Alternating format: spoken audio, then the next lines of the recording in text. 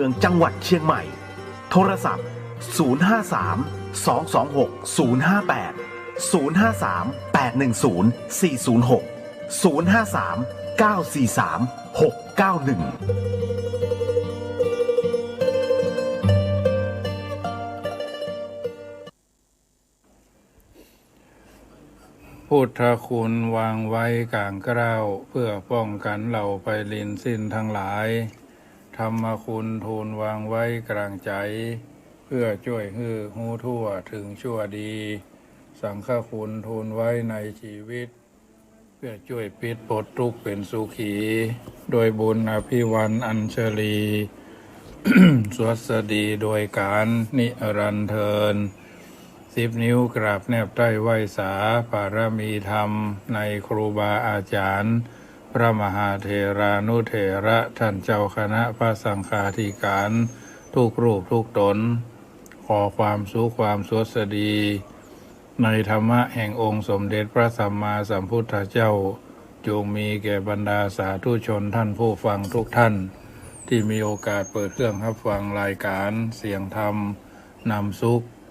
ก็ดีเสียงธรรมก่อนรับตาก็ดีทางสถานีวิทยุเพื่อการศึกษาพระพุทธศาสนาและวัฒนธรรม FM ความถี่ 104.50 เมกะเฮิรตซ์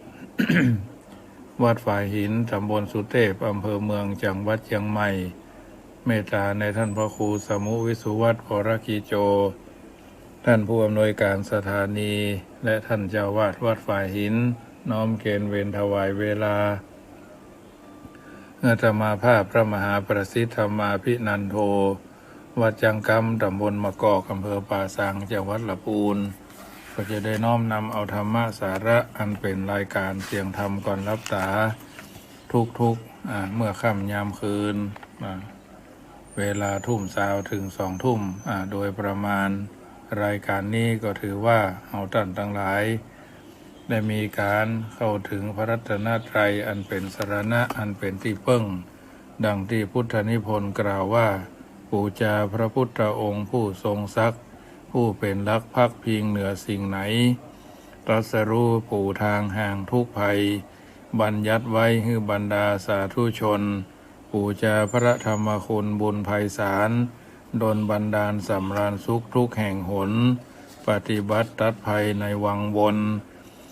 รู้มรรคผลกุศลยิ่งสิ่งสำคัญบูชาพระอริยเถระสงฆ์สืบสายตรงวงเลิศงามเฉิดฉันอาสวะละไปบพัวพันทั้ง4 ขั้น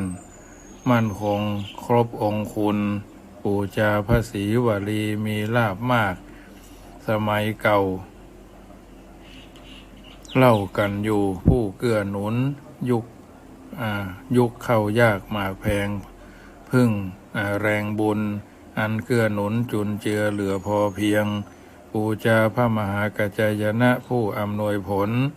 ช่วยผู้คนสมสมัยดังใจหวังยุคคัดสนกังวลใจในภารกิจสำฤทธิ์ดังใจปรารถนา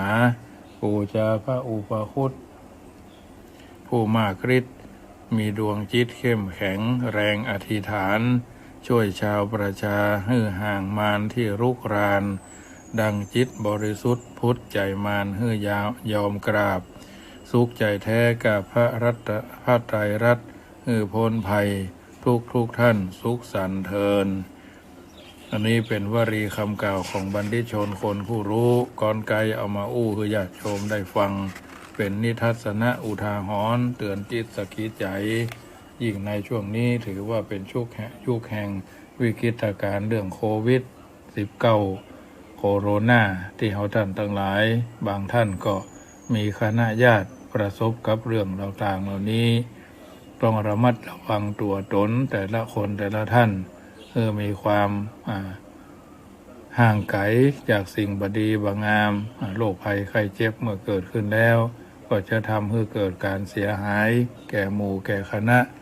แก่คนในครอบครัวก็ดีคนข้างเคียงก็ดีเพื่อนฝูงก็ดีทั้งนี้ทั้งนั้นก็ถือว่าอย่าให้มันเกิดช่วยกันระงับยับยั้งโดยอำนาจแห่งพระพุทธเจ้าพระธรรมเจ้าพระสังฆเจ้า อำนาจแห่งความกตัญญูต่อพ่อต่อแม่อำนาจแห่งความกตัญญูต่อครูบาอาจารย์ซึ่งสิ่งต่างๆเหล่านี้เป็นสิ่งที่เราท่านทั้งหลายจำเป็นจะต้องสร้างให้มีสร้างให้เป็นนะสร้างให้เกิดนะสร้างให้เกิดกับตัวกับตนก่อนนอกจากอย่างอื่นก็มามีความเข้มขังศักดิ์สิทธิ์ต่อการปฏิบัติธรรมนะธรรมจริยะนะคือการประพฤติธรรมมีพระบาลีกล่าวว่าธัมโมหะเวรคติธรรมจารีนะธรรมะย่อมรักษาผู้ประพฤติธรรมเป็นปกติวิสัยธรรมะที่บุคคลประพฤติดีแล้วย่อมนำสุขมาให้อันนี้เป็นผลแห่งธรรมที่ประพฤติดีแล้วผู้ประพฤติเป็นปกติวิสัยย่อมบ่ไปสู่ทุกขติคำว่าธรรมะนั้นมีอธิบายบรรยายหลายกระบวนความดีชนิดใดชนิดหนึ่งซึ่งรักษาคุณภาพของผู้บำเพ็ญประพฤติปฏิบัติตามไว้บ่ฮื้อตกต่ำ มีแต่ฮื้อเจริญสูงขึ้นโดยลำดับบ่ฮื้อได้รับความสุขกายสุขใจโดยอาการที่ถูกที่ชอบทั้งพิทักษ์รักษากิริยาอาการทางกายทางวาจาและทางใจของผู้ประพฤตินั้นฮื้อสงบเรียบร้อยเป็นเครื่องหมายได้ความดีอันมีคุณสมบัติเช่นนี้ได้ชื่อว่าธรรมตามอธิบายเมื่อแสดงโดยประสงค์ธรรมะในที่นี้ก็คือหน้าที่นะและการตั้งตัววางตัวไว้ชอบนะประกอบตนไว้ในทางที่สมควรหน้าที่และการวางตนวางตัวไว้ในทางที่ชอบก็ชื่อว่าธรรมเพราะสามารถรักษาคุณภาพของผู้ประพฤติไว้ได้และสามารถทำผู้ประพฤติให้มีความสุขมีความสงบในชีวิตได้อย่างแท้จริงคำว่าประพฤติธรรมนั้นมีนัยยะที่จะพึงอธิบายให้แจ้งชัดในทางปฏิบัติอาจจะแยกไว้เป็นสองประเภทคือประพฤติธรรมเพื่อผลทางโลกเป็นผลทางสังคมเป็นผลที่ให้เกิดความเรียบร้อยดีงามในสังคมคือเพื่อจันลงสังคมกับประพฤติธรรมเพื่อผลในทางธรรมะเป็นผลทางด้านจิตใจโดยตรงเป็นผลที่ให้เกิดความสงบสุขในชีวิตประจำวันของบุคคลซึ่งเป็นผลสุดยอดของการปฏิบัติธรรมการประพฤติปฏิบัติธรรมนั้นเพื่อผลในทางโลกก็คือการปฏิบัติหน้าที่ต่างๆของตนโดยบ่ได้บกพร่องความรับผิดชอบด้วยสติปัญญาด้วยความรู้ความสามารถอย่างแท้จริงทั้งหน้าที่โดยสมมุติทั้งหน้าที่โดยธรรมชาติหน้าที่โดยสมมุติก็คือหน้าที่ที่ได้รับมอบหมาย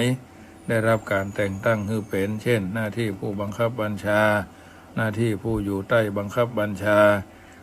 หน้าที่เป็นนายจ้างลูกจ้างหน้าที่ทหารตำรวจเป็นต้นส่วนหน้าที่โดยธรรมชาติก็คือหน้าที่โดยอัตโนมัติ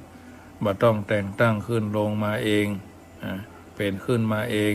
เช่นหน้าที่พ่อแม่หน้าที่ลูกบ่าวลูกสาวหน้าที่พลเมืองบุคคลผู้ปฏิบัติหน้าที่ของตนไปตามปกติตนมีหน้าที่อย่างใดก็ทำหน้าที่นั้นไปโดยบ่ได้ขาดตกบกพร่องด้วยการเอาใจพุทธคุณวางไว้กลางกล้าวเพื่อป้องต่างๆสัมมการิโนสัญญัตตัสสะจะธรรมะชีวิโน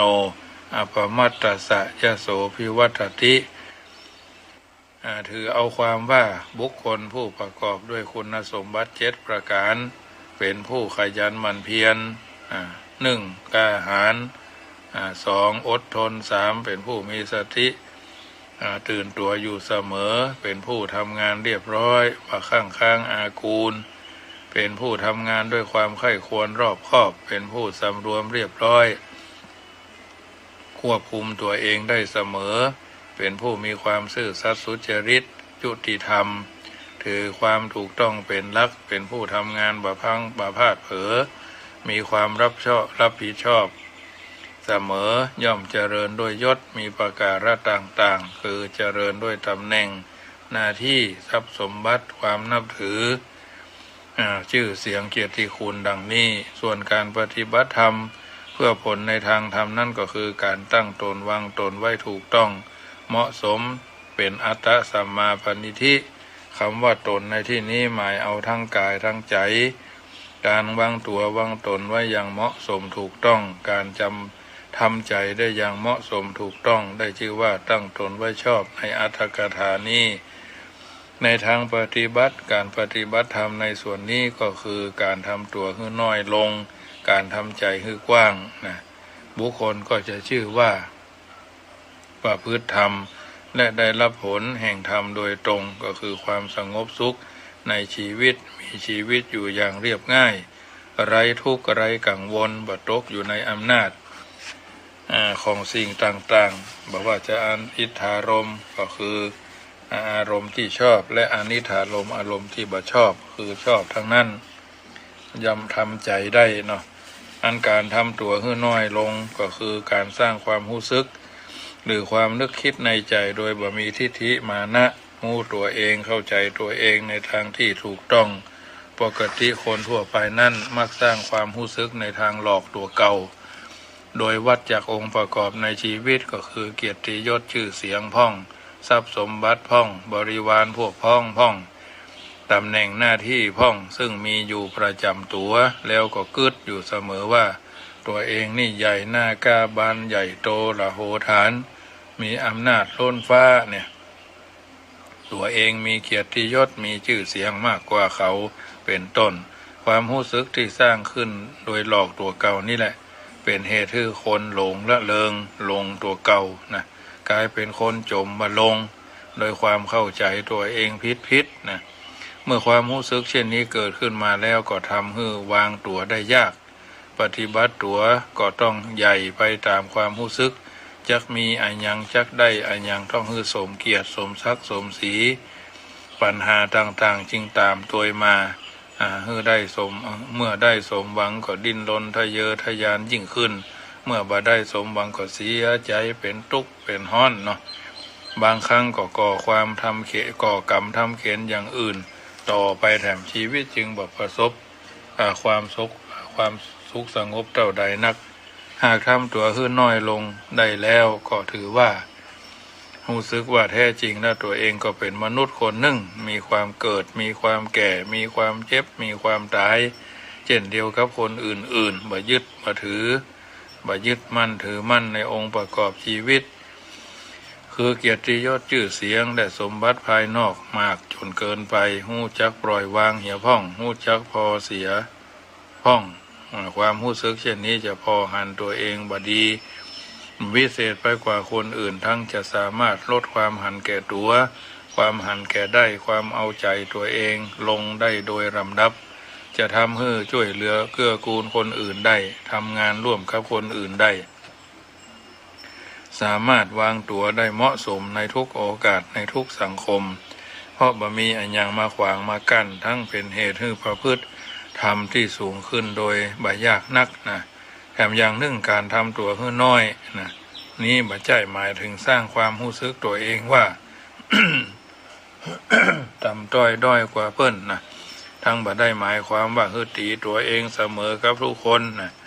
ทั้งนี้ว่าจะมีความรู้สึกว่าดีกว่าเขาด้อยกว่าเขาเสมอเขาล้วนเป็นความรู้สึกนึกคิดที่บ่ถูกต้องบ่เหมาะสมทั้งนั้นเพราะประกอบด้วยทิฏฐิมานะคือถือด้วยความเข้าใจผิดล้วนมีโทษทุกประการกล่าวคือการถือตัวว่าดีกว่าเขาเป็นเหตุให้ทะนงตัวดูหมิ่นเหยียดหยามคนอื่นนะชอบยกตนข่มท่านการถือตัวว่าด้อยกว่าเขาเป็นเหตุให้เกิดความน้อยเนื้อต่ำใจทำให้ท้อแท้สิ้นหวังและเกิดความอิจฉาริษยาการถือตัวว่าเสมอเขาเป็นเหตุให้กึดแข่งขันในทางที่บ่ชอบทำและกึดตีเสมอแม้กับท่านที่สูงกว่าเพราะคิดว่าเสมอกันการทำตัวให้น้อยลงเนี่ยหมายถึงการถอนความรู้สึกว่าเป็นตัวเป็นตนเป็นคนความรู้สึกใหญ่สร้างความรู้สึกอยู่เสมอว่าตัวเองเป็นเหมือนกับคนอื่นบ่มีอันยังดีวิเศษไปกว่าคนอื่นถอนองค์ประกอบชีวิตไว้นอกความรู้สึก เมื่อปลดเปลื้องสิ่งที่เกาะกลุ่มรุมราเกาะกลุ่มความคิดออกได้ตัวตนก็จะน้อยลงยิ่งตัวน้อยลงแล้วในความรู้สึกได้นักเท่าใดได้ชื่อว่าประพฤติธรรมได้สำเร็จมากเท่านั้นหากถึงขั้นรู้สึกตัวว่าบ่มีตนบ่มีรู้สึกว่าตัวหมดไปมีอันยังเป็นตัวตนทำต่อไปทุกสิ่งเป็นอนัตตาหมดก็เรียกได้ว่าประพฤติธรรมบรรลุถึงขั้นสุดยอดแล้วการประพฤติธรรมแถมส่วนหนึ่งก็คือการทำใจคือกว้างหมายความว่าปกติคนเท่านั้นมักไม่ยอมรับสภาพความจริงของโลกของชีวิตเป็นคนใจแคบเสมอในเรื่องของธรรมดามาให้ความยุติธรรมครับธรรมดาธรรมชาติหากประสบความดีก็มีสุขชมว่าธรรมชาติทำถูกนะหากประสบความวิบัติ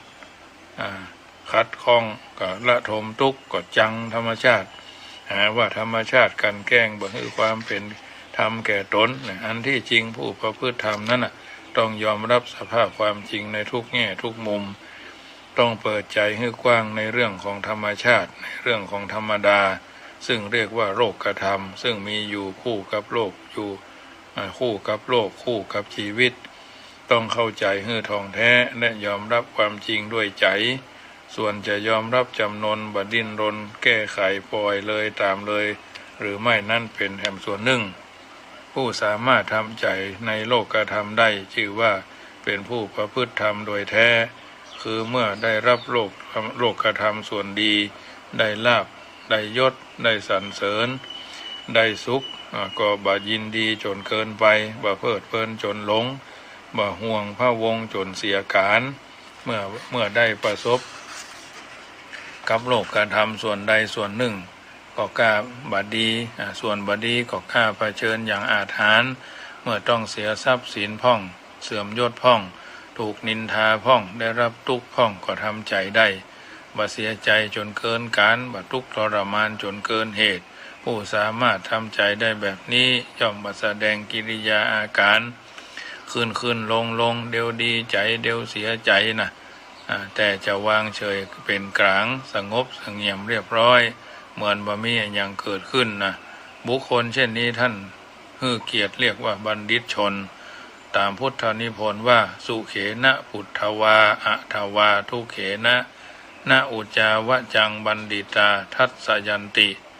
แปลว่าบัณฑิตทั้งหลายประสบสุขหรือทุกข์ก็ตามย่อมแสดงอาการขึ้นลงบุคคลผู้ปฏิบัติหน้าที่ของตนด้วยดีโดยบ่บกพร่องทุกประการก็ดีผู้สามารถทำตัวให้น้อยลง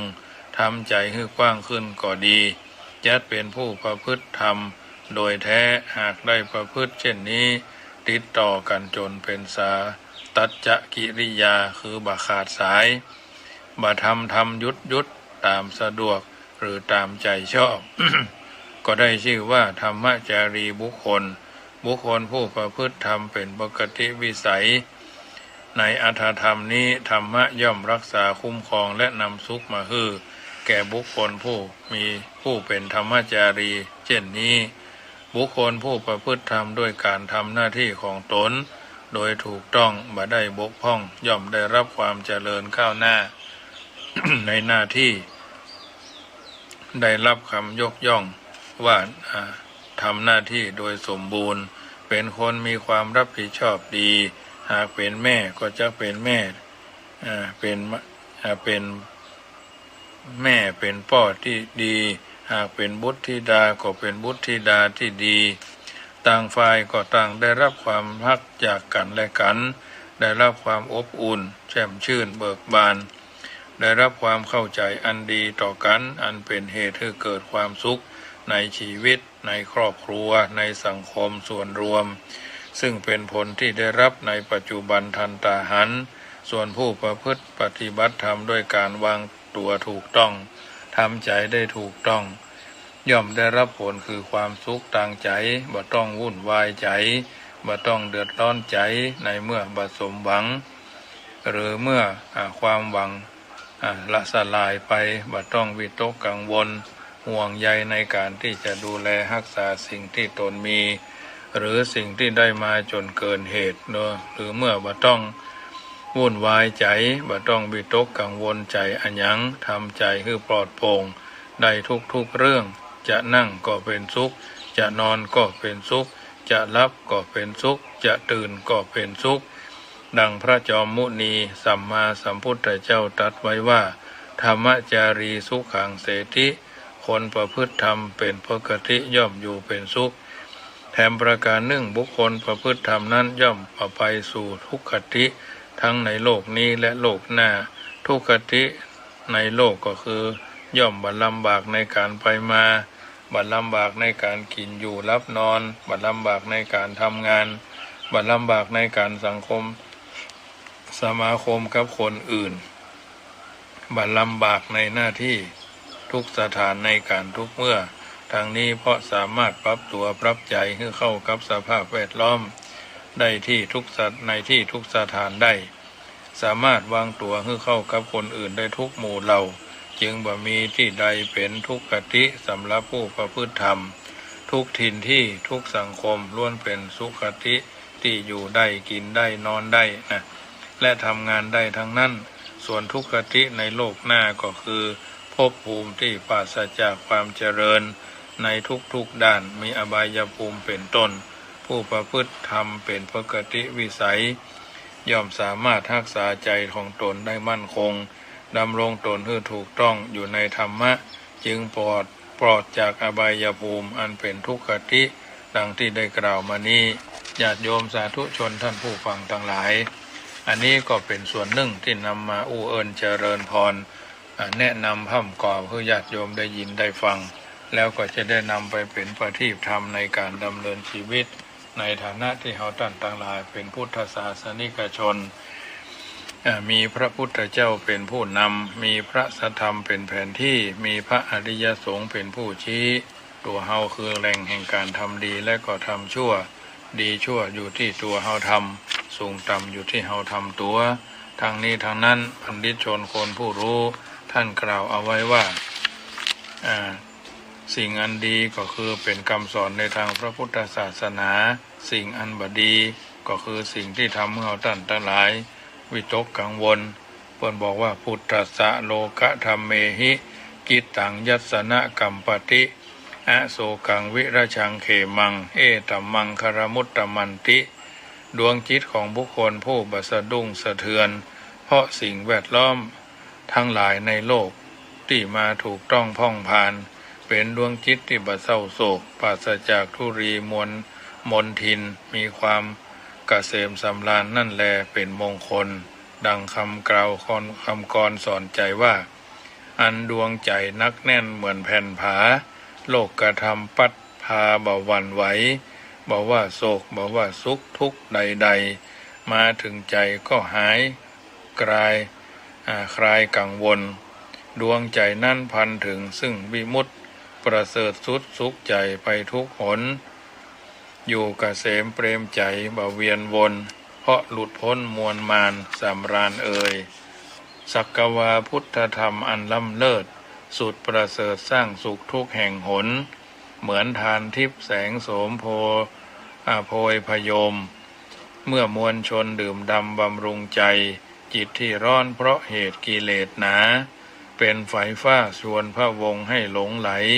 ศีลธรรมชำระล้างให้ห่างไกลจิตผ่องใสสิ้นหวังในดวงแดกระแจจันคันธาบุภาชาติไม่สามารถหอมหวนทวนกระแสทั้งเหี่ยวแห้งโรยรวนเมื่อปรวนแปรไม่หอมแท้ชวนเป็นลมเมื่อชมบานกลิ่นของศีลเป็นอาภรณ์ท้าวรแน่ทวนกระแสลมไปไกลสถานบุคคลใดอุตสาหะสมาทานจะชื่นบานสุขสมปารมเอ่ยนะเพราะฉะนั้นญาติโยมสาธุชนท่านผู้ฟังทั้งหลายทำบุญก็ได้บุญสร้างทำกุศลก็ได้บารมีบ่คือมีรอยด่างในดวงใจคือมนทินที่เกิดขึ้นจำจิหิว่าก่าวหน้าจาขวัญเล่าหน้าจาขวัญบ่มีแปลงใส่บ่ใหญ่แปลงเอาอิจฉาดิษยามันเป็นรอยด่างในดวงใจหรือรอยบาปในดวงใจท่านจึงบอกว่าอันมวลกรรมทำแล้วบ่แคล้วคลาดค งอุกอาจตามทิศภริตผลนำกรรมดีผลดีมีแก่ตนทำกุศลส่งสีมีมาแทนประกอบกรรมทุจริตมิผิดพลาดก็ประสาทด้วยผลอันข้นแค้นถ้าเลิกชั่วทำดีวิรี่สู่แดนในเมืองแมนสมหวังดั่งใจตนบุญที่ทำกรรมสร้างไว้ทำทั้งดีชั่วเป็นเงาตัวตามติดประสิทธิผลดุดล้อเกวียนเวียนตามรอยโคนกระทั่งพ้นวะจากวัฏฏสังสาราเมื่อทราบชัดเช่นนี้ทีระชนประกอบกุศลบากบั่นหมั่นอุตสาห์ดับกิเลสกาลีมีเมตตาทั่วโลกาสุขสมปารมเอ่ยญาติโยมท่านสาธุชนท่านผู้ฟังทั้งหลายรายการเสียงธรรมก่อนรับตาประจำเมื่อค่ำยามคืนของวัน อังคารที่27 กรกฎานี้ก็คงจะสมสมัยได้เวลาขอนำรายการจากท่านไปก่อนนำรายการจากท่านไปก็ขอประชาสัมพันธ์บอกเอิญเจริญพรเนอะอนุโมทนากับทุกท่านที่เป็นเจ้าภาพชุดแสงไฟโซล่าร์เซลล์จำนวน10 ชุดซึ่งก็มีโยมหลายที่หลายต่างได้ประกาศอนุโมทนาไปเป็นลำดับแล้วบ่เท่าแต่นั้นเชิญร่วมทำบุญเป็นเจ้าภาพกฐินสามัคคีของวัดจังกรรมซึ่งจะได้จัดทอดถวายแก่พระเจ้าประสงค์ที่จำพรรษาปีนี้ทุเจ้าวัดจังกรรมมีจำพรรษา6 รูปสามเณรที่บวชเรียนหนังสือทำ2 รูปรวมแล้วเป็น6 7 8 ตน8 รูปเนาะทุเจ้า6 เณร2เป็น8ก็จะได้มีการทอดถวายกฐินเพื่อจะได้รวบรวมปัจจัยเป็นปัจจัยราภในการที่จะเป็นกองทุนในการบูรณะกุฏิสงฆ์ห้องนอนซึ่งขาดปัจจัยในการที่จะต่อเติมรวมทั้งป้านลมกระดิ่งอันยังหลายๆสิ่งหลายๆอย่างประตูมุ้งลวดเล็กดัดศาลาเพิ่นก็ประเมินมาแล้วหลายๆคนหลายๆท่านหลายๆงานรวมกันก็คงจะทำก่อนที่จะออกพรรษาออกก่อนกฐินเนาะมูลค่าในการที่จะต้องรวบรวมปัจจัยก็จำนวน 350,000 บาทท่านสาธุชนในทุนใจดีเศรษฐีใจบุญในทุนใจดีในที่ทั้ง4คึดจะได้ค่อยใจเทิงแปลงใจเทิงไข่ขินไข่ตาลโดยก็สามารถร่วมทำบุญได้จะเป็นเจ้าภาพผ้าไตรก็ยังทำยังทำ8 ไตรเนาะ8 ไตรถึงเนนไตรเนนนี่ไตรละ1,500เนาะไตรเนนนี่ไตรละ 1,000 เนาะไตรทุเจ้านี่ไตรละ1,600ยังทุเจ้านี่ยังทำ4ยังทำ6เนนยังทำ2นะถ้าญาติโยมมีกุศลเจตนาให้เป็นเจ้าภาพโดยเนาะนอกนั้นก็เป็นอุปกรณ์การก่อสร้างทรัพย์ประทนตาลพัดพัดเจ้าพัดวีอย่างต่ออย่างซึ่งก็รายละเอียดก็ฟังประชาสัมพันธ์ไปเรื่อยๆทางนี้ทางนั้นผ้าไตรของนี่มีสถาเวียงเป่าเป้าฮับไตรรองลงมา2 ไตรยังทำทุเจ้ายังทำ6 ไตรเนนยังทำ2 ไตรนอกนั้นก็ตามที่มีความพร้อมจะร่วมกินร่วมทานกันได้หรือทุกเดือนจะร่วมทำบุญเป็นเจ้าภาพการน้ำกับไฟก็ได้กองทุนเข้าก้นบาทเพื่อชาวประชาของวัดจังกำเนาะที่วัดจังกำธนาคารกรุงไทยโลตัสป่าซางธนาคารกรุงไทยโลตัสป่าซางหมายเลขบัญชีก็798 002 1894 798 002 1894หรือเบอร์โทรศัพท์ติดต่อโดยตรงที่0615476539 ได้ตามที่มีความพร้อมในญาติโยมเอาละวันนี้ก็คงจะสมสมัยได้เวลาขอนำรายการจากท่านไปก่อนท่านจะรับจะนอนคืนนี้ก็ท่องคาถาว่าก่อนจะนอนภาวนาสาธุพระว่านะมะพะทะก่อน3 หนเป็นหัวใจนะโมเตโชชัยป้องกันภัยยามหลับไม่อับจนเมื่อล้างหน้าอย่าล้างเปล่าเอาสิริเสกพุทธสังมิก่อน3 หนตำราว่าเป็นมหาชัยมงคลทิพมนต์คุ้มกันอันตรายจะจากเรือนคันใครที่อยู่ถึงประตูยืนหยุดจุดที่หมายภาวนาสุขโตโพธิยายแล้วผันภายได้พิพัฒน์สวัสดีอิกยภะกะสะปัทมัง เป็นมนต์ขังเป่าปัดกำจัดผีทั้งปีศาจพูดพายร้ายการี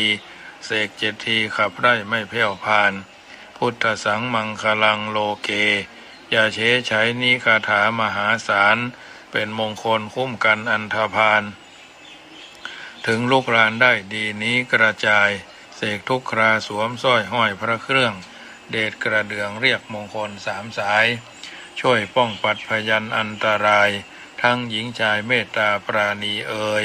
รัตนัตยานุภาเวนะรัตนัตยเตจสาพุทโธโยแค้วคาด